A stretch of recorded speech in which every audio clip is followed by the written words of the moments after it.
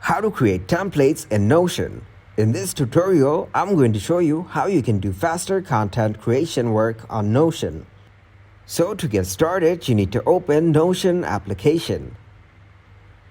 As it says, let's get started. Welcome to the Notion. Tap on Untitled at the left side. Click on the table to add a new section. Click on the New Database at the bottom of the right side.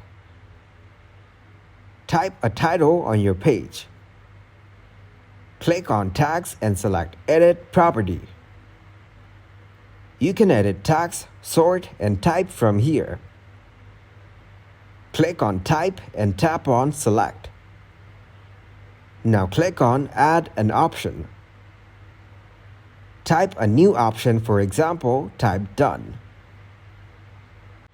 Add another option as Undone and another option as In Progress.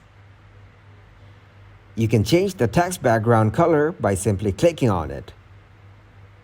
Select the color In Progress as blue and Undone as red and Done as brown color, or you can add any color of your choice. Now click on the plus icon with 3 dots in the table.